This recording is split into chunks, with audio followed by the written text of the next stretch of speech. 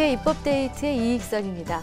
얼마 전 대한변호사협회가 이 전직 대법관의 이 전관 예우에 해당하는 이 변호사 개업을 막으면서 여러 가지 전관 예우에 대한 화두를 우리 사회에 불러일으키고 또 관심을 지피기도 했습니다. 자, 오늘은 대법관과 관련된 두 가지 법안을 살펴보고자 합니다. 먼저 변호사법 개정안 그리고 법원조직법 개정안입니다. 이 두 개정안을 대표 발의하셨습니다. 정의당 서기호 의원 모셨습니다. 의원님 어서 오십시오. 네, 안녕하세요. 예. 반갑습니다. 이 대한변호사협회가 제기한 이 전관예우 문제 때문에 좀 시끌시끌했었는데요. 또 마침 이런 시기에 의원님께서 변호사법 개정안을 국회에 제출하셨습니다. 입법 발의하시게 된 취지가 어떤 것인지요? 예, 제가 법안을 발의한 거는 이제 2월 달인데요. 네. 그러니까 지금 대한변협의 그 변호사 등록 신청 반려 처분 그 이전에 이제 있었던 겁니다. 아, 네. 네. 근데 이제 작년에 안대희 전 대법관께서 네. 5개월에 16억 벌었다. 이제 굉장히 네네. 충격적인 숫자였지 않습니까? 그렇습니다. 그때부터 이제 제가 좀 고민을 하고 연구를 좀 해봤는데요. 네. 법으로 어떻게 좀 제한을 할 수 없을까? 그런데 생각보다 이게 법으로 막 제한을 하려고 하다 보니까 위헌 논란이 자꾸 있더라고요. 네. 그래서 고민을 하다가 이제 하던 차에 마침 이제 이번에 박상욱 대법관 후보자가 네. 또 또 이제 부적격 논란이 있었지 않습니까? 예. 박종철 고문치사 사건의 수사 검사였다. 그걸 이제 저희 의원실에서 밝혀냈는데 그 무렵에 정관예우 문제까지 한꺼번에 좀 막는 그런 법안을 발의하겠다 이렇게 했습니다. 네. 그 전관 예우는 뭐 법조계뿐만이 아니라 여러 분야에서 나타나는 하나의 현상이기도 한데 특별히 이 법조계 뭐 대법원장이라든가 대법관 출신에 대한 전관 예우의 그 사례를 많이 보셨습니까? 네, 저가 직접 본 건 아니고 이제 네네. 들은 이야기인데요. 네, 어떤 것들이 있습니까? 구체적으로. 이제 안대희 대법관 사례는 이제 이미 알려진 사실이고, 그 다음에 이제 최근에 하창우 대한변협 회장께서 네. 페이스북에 이제 글을 올리셨는데요. 그러니까 이제 본인이 알고 있는 어떤 변호사님으로부터 들은 이야기인데, 어떤 사람이 사건을 맡기면서 5천만 원의 사건을 이제 맡겼습니다. 네. 그런데 그 중에 3천만 원을 어느 대법관에게 이제 딱 지정을 해서 그분한테 갖다 주라고, 그래서 그분의 도장을 받아 달라. 이렇게 한 겁니다. 네. 그러니까 5천만 원 중에 2천만 원만 순수하게 자기가 이제 수임료로 받고, 네. 나머지 3천만 원은 그냥 도장값만, 이름값만 이제 빌린 거죠. 아하. 예. 그런 사례가 있었고요. 또 어떤 분은 자신이 속한 로펌에 네. 속해 있는 그 전 대법관 출신의 변호사 네. 분에게 꼬박꼬박 그 50%를 네. 드렸다. 이렇게 이야기하시는 분도 있더라고요. 같은 로펌에서 근무하는데 선배에 해당하는 전 대법관께 그렇게 드렸다. 예, 그러니까 주로 이제 대법원 사건이겠죠. 큰 사안일 경우에. 예, 예. 그렇군요. 자, 그러면 이번에 개정 발의하신 변호사법 개정안은 바로 이런 부분을 좀 바꿔보고자 하는 의도를 갖고 내용을 좀 꼼꼼히 마련하셨을 텐데 핵심 내용은 어떤 것입니까? 예. 무조건 이제 금지를 시키면 변호사 개업을 금지시키는 거는 이제 위헌 논란이 있을 수밖에 없기 때문에 네. 5년간 이제 변호사 사무실을 2인 이상 공동으로 낼 수 없도록 이렇게 했습니다. 그러니까 이제 1인 사무실은 개설할 수 있는데 2인 이상의 사무실을 개설할 수 없도록 이제 했습니다. 그 이유는 뭐냐면 네네. 보통 이제 대법관들께서 네. 이제 변호사로서 활동을 하려면 필연적으로 이제 그 업무를 봐주는 이제 일종의 보조할 수 있는 변호사가 있어야 되지 않겠습니까? 그렇죠. 네. 그렇게 해야지 실질적으로 영업이 되는 거니까요. 네. 그래서 그것을 제안한 것이죠. 그래서 오로지 혼자서 사무실을 이제 내시라. 그거는 이제 막지 않겠다 이런 거죠. 네. 그렇게 되면 이제 사실상 어떤 공익적인 활동에 변호사 역할만 할 수 있지. 그야말로 돈을 버는 이런 영업 변호사 활동은 하기 어려워지는 거죠. 그것을 목적으로 5년간 그 2인 이상의 공동사무소 개설 금지 요걸 했고요. 그다음에 현행 변호사법은 1년 동안 대법원 사건을 수임할 수 없도록 돼 있습니다. 1년간. 네. 네. 그런데 대법관들은 6년 하다가 임기를 마치고 나오시는 거잖아요. 네. 그렇기 때문에 1년 해가지고는 효과가 없는 거죠. 그래서 최소한 3년 정도는 수임을 금지시키는 걸로 이렇게 바꿨습니다. 그러니까 대법원 사건에 한해서 네네. 3년 동안은 수임을 금지한다. 네, 그렇습니다. 근데 사실 앞서 그 2인 이상의 변호사 사무실을 개설할 수 없다라는 부분에 대해서는 좀 논란이 있을 수 있겠다라는 생각이 문득 말씀 중에 들긴 했는데요. 일단 개정안의 내용을 좀 더 들여다보겠습니다. 개정을 특별히 이 대법원에서 처리한 사건을 수임할 수 없도록 한 것은 그간에 쌓아놓은 뭐 명성과 여러 가지 그 내부적인 조직 내에서의 힘과 영향력 이런 것들을 이용할 수 없게 하는 그런 취지가 있으신 건가요? 예, 그렇습니다. 이제 대법관까지 이제 하셨던 분이라면 네.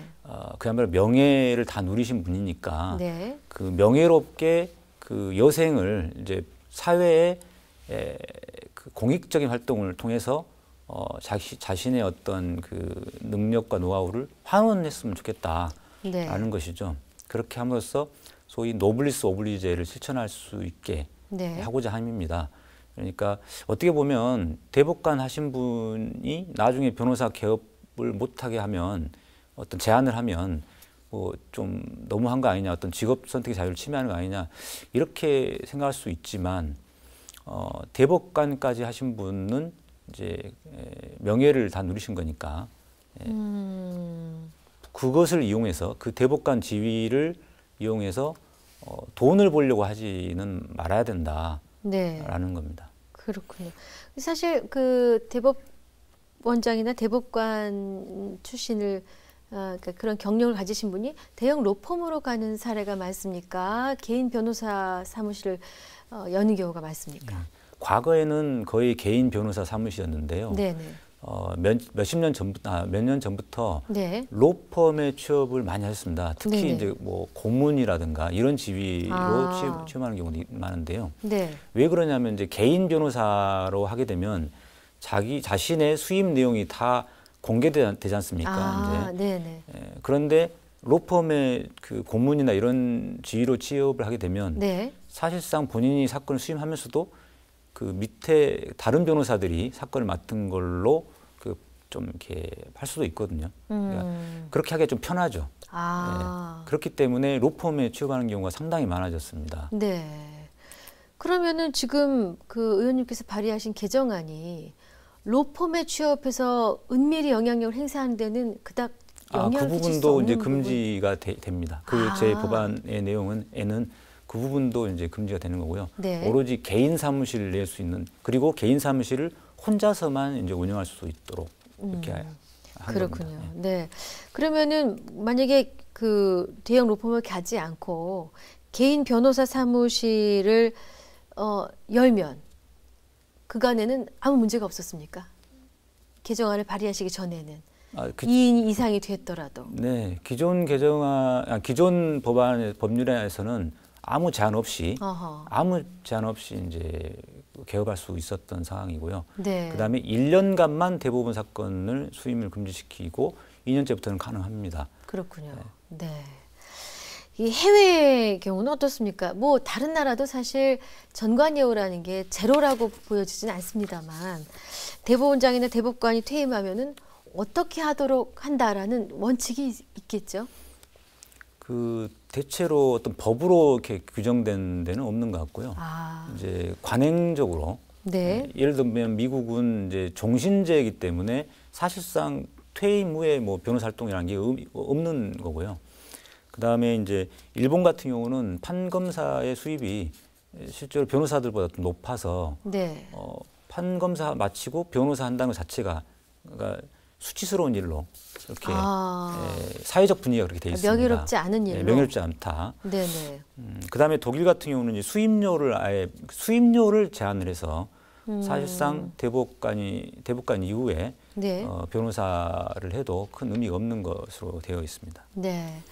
자, 이 변호사법 개정안 꼭 처리돼야 되는 그 당위성 먼저 한번 짚어주시고 처리 전망도 한번 내다보죠.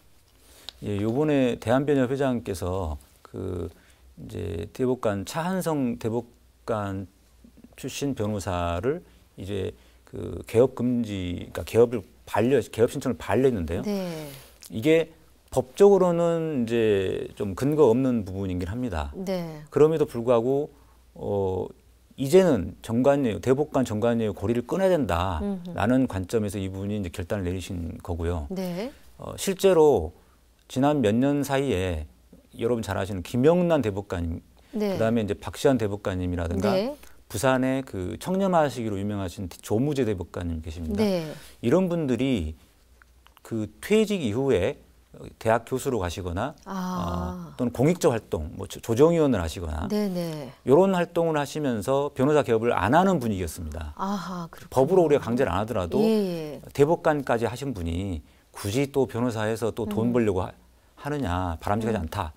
이런 분위기가 확산되고 있었는데 작년에 안대희 대법관 뭐 5개월 만에 16억 벌었다는 네. 거라든가 이런 일이 터지면서 다시 옛날로 돌아가는 그런 분위기가 생긴 겁니다. 네. 그래서 요번에 차한성 대법관 경우도 네. 그 뭐 들리는 말에 의하면은 어느 로펌에 네. 어떤 취업 약속이 돼 있었다. 아하. 이런 이제 이야기가 있더라고요. 그래서 요번에 막지 않으면 이제 옛날로 다시 돌아간다. 그렇기 때문에 그 대한변협 회장이 그런 조치를 취하신 걸로 알고 있고요. 더불어서 법적으로도 위헌 논란은 비껴가면서도 최대한 그 네. 대법관의 변호사 개업 제한을 할 수 있도록 돼야 된다라는 생각이 듭니다. 대법관 정관예우를 반드시 막아야 되는 이유가 또 한 가지가 뭐냐면 이 대법원 사건이 지금 1년에 3만 6천 건에 이를 정도로 굉장히 많아졌거든요. 네네. 그런데 1년에 개업하는 대법관 퇴직하시는 분은 1명 또는 2명입니다. 네. 그러니까 굉장히 극소수의 인원이 네. 굉장히 많은 사건을 독점하는 상황이 되는 것이죠. 그렇군요. 그렇기 네. 때문에 여기서부터 고리를 끊어야 그다음에 뭐 법원장, 검사장 출신들의 정관예우도 좀 완화하고 제한할 수가 있다는 것입니다. 네.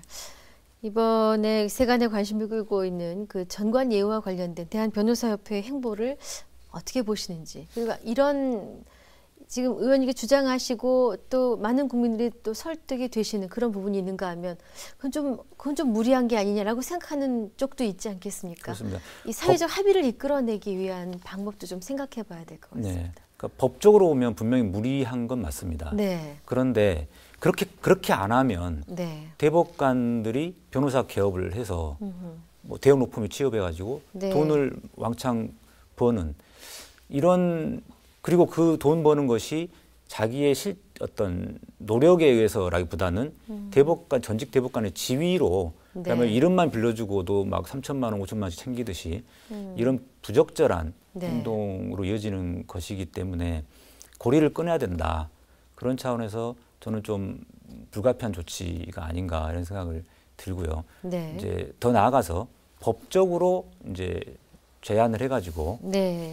어떤 뭐 초법적인 논란은 없도록 네네. 이렇게 돼야 되겠죠. 그러려면 이제 전 국민적인 관심사와 지지가 필요하다고 생각됩니다.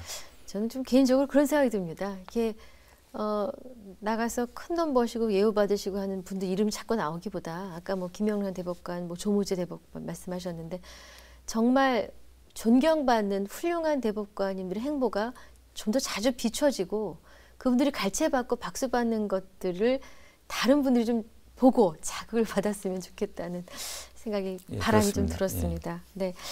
자, 이 대법관 후보와 관련된 법안입니다. 또 다른 법, 이 법원 조직법 개정안입니다. 이 발의하신 배경이 궁금합니다.